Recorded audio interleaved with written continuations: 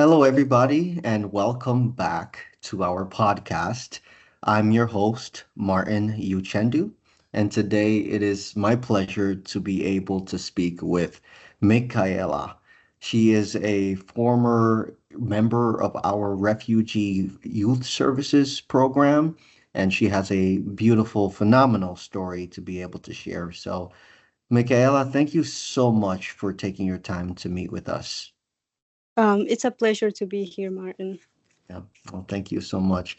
So, really off the bat, Michaela, I want to know and let our audience to be able to know where do you come from and when did you come to the United States? I am from Guatemala. I I came to the United States when I was 16 years old, and I got here and I was placed into a shelter because I did not have any family whatsoever, and I thought the United States was gonna be like, okay, I'm gonna go in the United States and I'm gonna start working there, Hmm. and maybe go to school, but that was kind of like a maybe. Yeah. But then I found out that it was like they treated like teenagers or like under 18 years old Mm. as like, you can't be on your own when you're Mm. 16. So I was placed into a shelter. I was there for like about 8 months Okay. until I was I was able to get into a program um, Okay. called Yeah. Samaritas. Yeah. Yeah. Absolutely. Okay. So you were 16 years old when you came from Guatemala to America. And you said that when you came, really, you thought that right off the bat you were gonna just start working, right? That was your Yes. vision, is like work, work, work, work, work, work, work, and that was not what you found was the reality, right? No, it Because was not. yeah, okay. What was that like when you learned that, oh, I can't work? You when you learned that, was that disappointing to you? It was very disappointing because um well, I had debts and I was worried about that because I was worried about it because I couldn't work for like Yeah. 2 years maybe until I was able to get like a until I was able to, get a stable life, I Yeah. should say, or find a home. Sure. And I was worried that I might not be able to get out of my debts, and the interest would go up, and the it Yeah. wouldn't be the same amount that I Mm. borrowed when I Right. came here. So it Right. was kind of like stressful, and yeah, I was kind of disappointed that I couldn't work right away. Yeah. So, Michaela, you said you mentioned debts.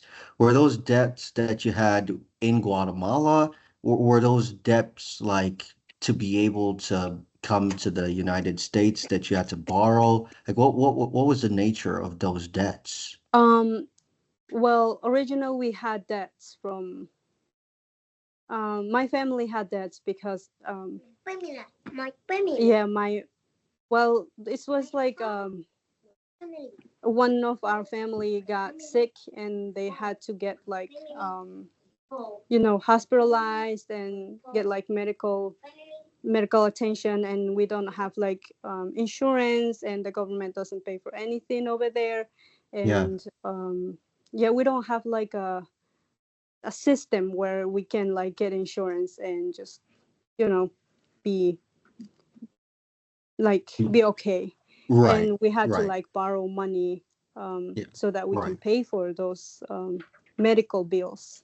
Yeah. And So you had then so that's interesting. So you had debts, and then you had to borrow more debts to be able to pay more for the debts debts to that you had.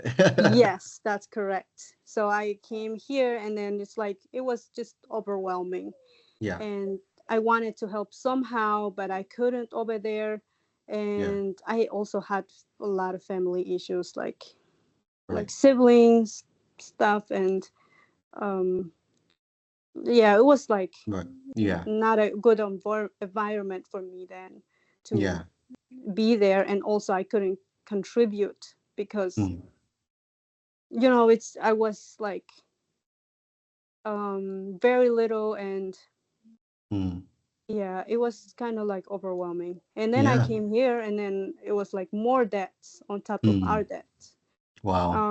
So Yeah. it was kind of like, yeah, I couldn't, like, I thought I wasn't gonna be able to like Yeah. live Yeah. on, because I keep thinking about the interest, and I keep like making like the calculation in my head, and I didn't want to tell anybody about it because I don't know, I just feel like it was way too much, and I Yeah. just kept it to myself. And Sure. but it was eating me inside, like the calculations. Mm. Yeah. And Sí, claro, mami. Sí, and I'm so just sorry. no, it's okay. And just for so our audience is aware, the person on the back is your what is that, your nephew? Yeah, she calls me auntie, but she's really like just a friend of, Oh, yeah, okay. Okay. um yes, So you're taking care of a someone 4 year else's old. child, of a 4 year Yeah. old. So just so that our audience is aware, our audience is gonna hear a child on the back. That's not your child. That's a friend's Yes. child that you're tending to. Yes, That's that's great. correct. Well, sounds like a lovely child. But yeah, I think Michaela, you kind of like maybe already are answering a little bit about the next question that I wanted to ask you, which was just like the circumstances in Guatemala, and what those circumstances was like that made it so that you felt just this pressing, inspiration, this that you had to come to America. And so it sounds like it was the debts that you suffered that made it so that you wanted to come to America. Was there any other reason, any other thing like involved there that made it so that you felt the need to want to come to America? Um, yes, there are some other stuff that um I had a very difficult childhood, and um I was just trying my best to, you know, telling myself that I belong on earth. Mm, And but it was kind of like hard because mm, of all the stuff that I had to go through before I had conscious. mm, And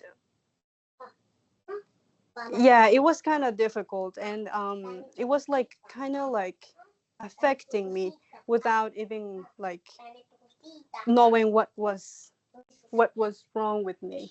mm, And I kept like tell myself we have to keep going. And then I left that aside, and then other stuff that kept happening to my families, like my mom passed away, mm. and then really it was just difficult. And Yeah. I felt like I had to get out before it consumes me, like Mm, before it actually like I said, before I can say like I can't do this anymore, and I just need to like just end this. mm, I had to like, I tried to like run away like from home mm. several times, Yeah. but that didn't work out because I didn't really have like another family, or like someone else that could like actually help me get a job in Guatemala, or like Mm, could give me a job so I can work for them. And it was kind of difficult because you need money to be able to survive and stuff like that. yeah. This is way before my mom passed. Yeah. Um, that I ran away because I didn't feel like I was safe in the home, and no one knew about what was going on to me because I was ashamed to tell anybody. mm, Um, so I kept just running away, and everyone thought I was just a rebellious kid, but mm. actually, I was a rebellious kid. But I had so much pain in my heart that even if I tell someone about it, they're not gonna understand me. Or that's at least that's what I thought because it was like a kid's mind, right? Right. Um. So, but then after she passed, we had like we hit a reality of like, oh, we have a lot of debts. Yeah. So it's like, it was like kind of like a getaway for me. Like Mm, I told like my dad that I want to help, but he's like, maybe. mm, Then we started working in the field so that we can get some money and to pay off that debt. And mm. but then it wasn't enough for me because I was still around those people that you know that hurt me, and I felt like ashamed to just be around there. And they kept coming to our home Mm. and being treated like family and stuff like that. It hurt me that why can't I just tell the truth and not let those people come in anymore. But then I just I told dad that, hey, maybe we can't have these people over because um, my sisters, they're girls. But Mm. without telling that well, a lot of things happened to me a long time ago and I can't tell you about it. Yeah. and and then he says, yeah, you might be right, actually. And then he stopped like allowing people in, but those people kept coming in because there is no reason for them to stay away from the home. And it's like our home is like welcome, like everybody is welcome in, like no matter who you are, you can come in, like just Right. part of the family. And it was kind of like not okay to do that. Who were those people that hurt you, if I may ask? Those people were not related to, well, somehow related to our family, but Okay. um, They yeah, hurt they hurt you physically? um, yes, it's a complicated, it's too Yeah. complicated, No, I and understand. I understand. No yeah, need, and no need, no need to go into detail at all. um, But I just wanted to make sure I was clear, on if it okay, if the hurt that you felt was physical in mhm, nature, and if that added to the trauma that you felt as a kid, mhm, and the difficulty that you had, like you were mentioning, growing up. It sounds like it was a combination of the hurt that you experience. mhm. Perhaps would you even classify it as abuse, maybe? Yes. But Okay. if you say that over there, they're not gonna classify that as abuse. They're gonna Okay. think, "Oh, you searched for it. It was your fault." So Exactly. Yeah. that's what like, Yeah. I cannot say anything because I've seen stories that girls would say, this would happen, and it's just like, no, that was your fault, and Exactly. Yeah. it was way too much, and I felt like I Yeah. was evil, like I was like an evil person, Wow. which I was kind of like a difficult kid, Yeah. and everybody around me, I think they kind of hated me for the way I was Yeah. because I showed a lot of like anger and hate. It was just like I was angry all the time. I did not feel like I was happy. Mm. But after mom passed, I realized, hey, I have a little brother. I thank God that he is here with me now. Well, he's not physically here with me, but he's in the US. But he Mm. was very little then, and he got a lot of trauma too. Mm. But Yeah. thankfully, he's here. Um, that I saw this. little person, and I said, I cannot continue being like this because Mhm. I am affecting him, because it's just a little person. It's innocent. He's innocent.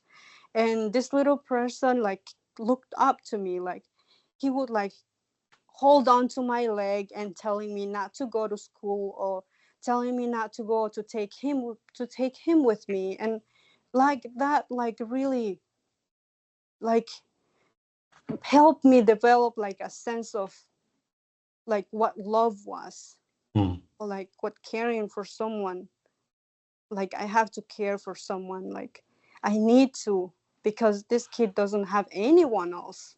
Dad was always working, he was never there, and then mom is not there anymore, so who's gonna look after them? No one. Yeah.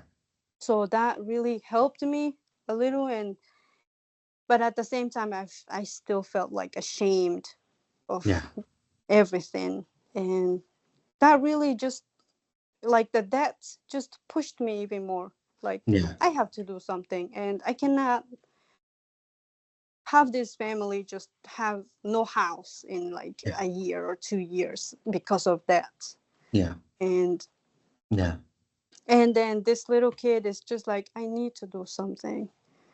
and and it was kind of like a relief for me to be away, but at the same time painful, because I wanted to be around um my little brother and my sister, Yeah.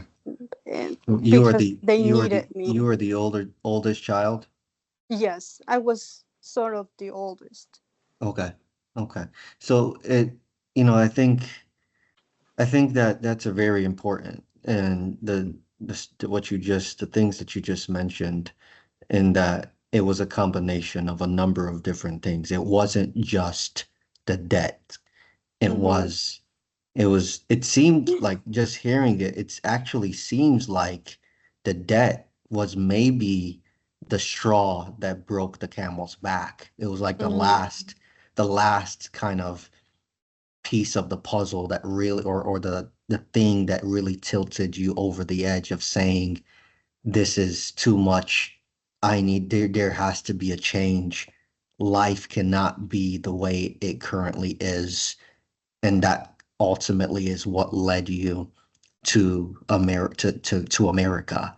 It seems like it was a mixture of, like you said, and back then you said you couldn't classify it as this, but abuse Mm-hmm. coupled with um, the debt as well, and those things, and maybe some other things as well. And you also mentioned, of course, the loss of your mother. Um, those things are what kind of led you to come to America, and that kind of brings me into the next question to ask you. So you said Yes. you were 16 years old when you came to America. Is that correct? Yes. Okay. So you were 16 years old when you came to America. When you came to America, or after you came to America, is what was life like? I guess let's maybe fast forward just a little bit to being in the living with the Boonstras, when you were in independent living. What was that like to be able to live in that household, and what was it like to be a young adult? um it was like a big change for me, like um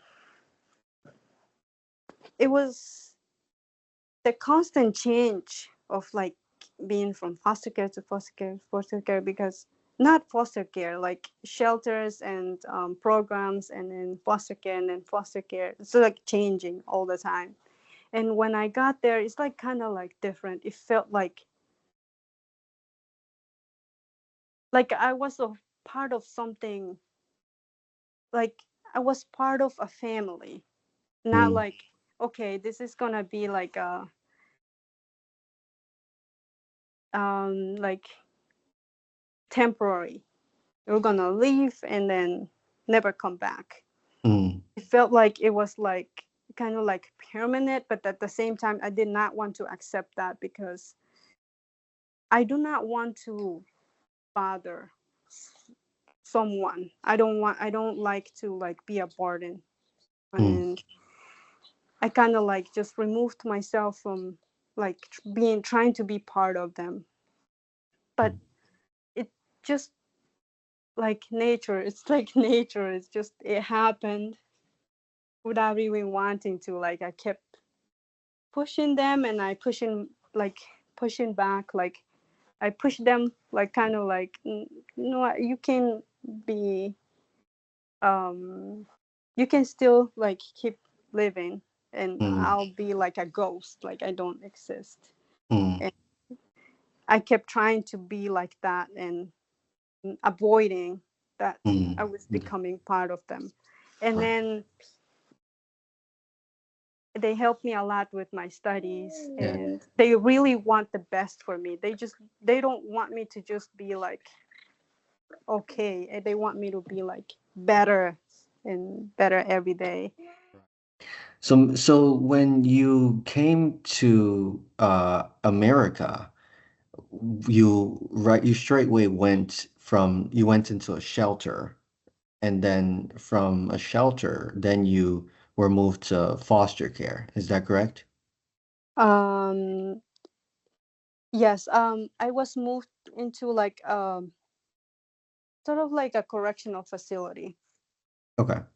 Okay. You were moved from to into a correctional. Is that was that right away when you came to It was America? not right away. It was it's because I was in the shelter for like 8 months.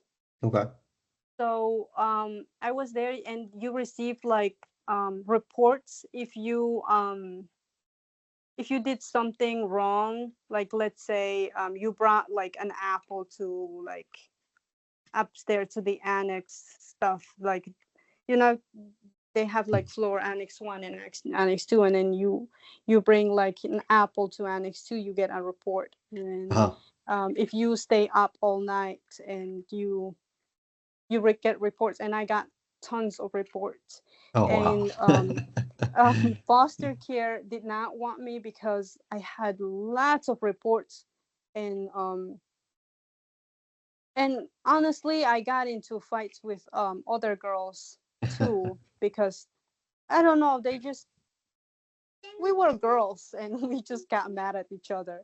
But Yeah. then they just get like one report and they'll be gone, and I get one report, one of my 20 reports now, right? And so I Yeah. got a lot of reports, and no foster care wanted me, so I had to go into like a correctional facility to make sure that I wasn't like a bad person or a bad, Sure. yeah. So Okay. I went there to Vista Maria, and Okay. they saw my behavior and they released me like 3 months after. And Yeah. And mhm, you were how old at this time? 17. Okay. 17 years old. And then from there on you went to foster care, right? Foster care, yes. Okay. Okay. So you Eh, went to foster care. What was that experience like for you in foster care? um it was kind of I should say it was good to have a home, Mm, um and to be free, and to be yeah, to be free and to be able to go and walk down the streets and just like go to the stores. It was really nice. yeah. um it was really nice, I really liked it. But Okay. the experience was that I did not felt like I was at home for Okay. my first foster home, Yeah. because there was like a lot of things going on, like, oh, who ate this? And I sometimes like get blamed for it, and I did not Mm. touch anything. And like, no, I did not eat that cookie. But ah, you did eat that cookie. And Not I the felt like cookie. No, not the no, cookie. not the cookie, and stuff like that. Oh, we're not supposed to eat this today, but then we ate it. But I did not eat anything, but someone did. But Yeah. I was just like, okay, I don't like this. Like, Yeah. but I guess it's what it is. Yeah. Yeah. No, And that but then I felt, well, now I can laugh about it, but back then it was like a big deal for me because right. I did not eat anything, but Yeah. I Yeah. they say I did. So, and then it hurt me. It hurt my feelings that Right. they would believe that I did Yeah. it. And Um, you were only 17 years old at the yeah, time. Yeah. yeah. It felt like it was like a big deal. So I asked if they can place me in another, like, Home. in another home, or like go back to Vista Maria, and then that will be Yeah. better. Right. And then Yeah. they said, "Oh, we can take you back there." And so I was gonna go back there, but then another family showed up and they were willing to accept me. So okay, Mm. let's go with this family. So I went with them, and I was there for like a year, Okay. um, with my next family, Yeah. and it was okay. It was like, um, I would go to school like from the bus, and it was really nice. Yeah. Yeah. Okay. Mhm. So then after foster care, I understand that you then transitioned to Samaritas's You go ahead. independent living Mhm. program. And you stayed with the Boonstra family. And so so how was that kind of like shift from being with foster care and living there for maybe from a year, you said, you Mhm. were there, and then you transitioned to our Independent living. independent living program here at Samaritas, and you did that when you were 18 years old, right?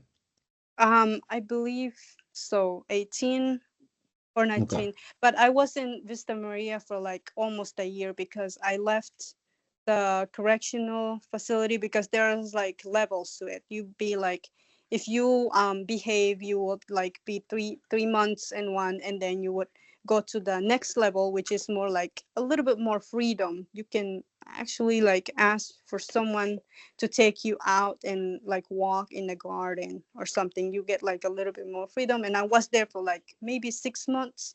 Okay. Okay. So So it was like, it was they're like I made. know, like almost 19. I'm so sorry. Mm, 19. mm. I was 19 when I moved with them. Oh, okay. 18. So you said you were 19 when you moved to the Boonstra family. I believe so. Okay. It Okay, was you may have been 19, maybe you were a little older. But 18. how yeah, 18, 19, maybe 20, whatever, however old you were. The question is when you transitioned from, live from being under with foster care and under Mm, a couple different foster care parents and families, and then also kind of going back and forth with Vista Maria, mm-hmm. and then now all of a sudden being in a different program, independent living here at Samaritas with the Boonstra family. What was that initial, what were you like really excited about moving, or was it kind of like nerve-wracking? How was that like in the beginning to be with the Boonstra family in the independent living? um I was nervous Mhm. because I did not want to be in like a home, another home that would, blame me for stuff or Mm, something like that. yeah. Because my last one, or The my current cookies, one at that just the time. Yeah, cookies. the cookies. Hopefully they didn't have any cookies at the Boonstra family. Yeah, I hope they don't have any cookies that can't be eaten by anyone.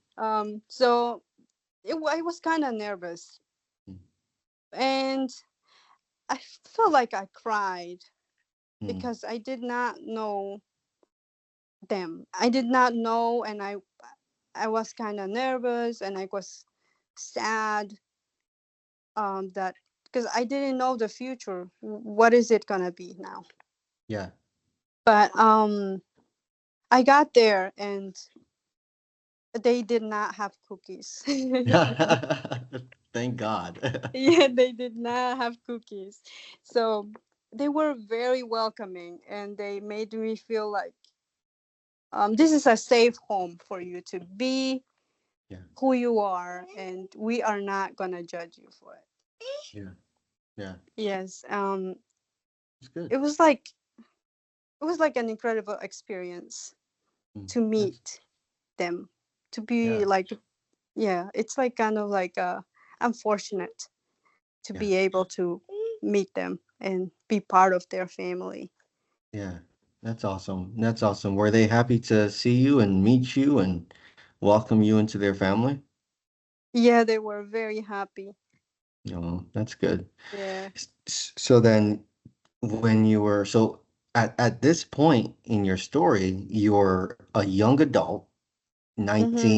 19-ish, 20-ish Mhm. years old, maybe 18-ish years old, however old you were, but you Mhm. were a young adult at this point.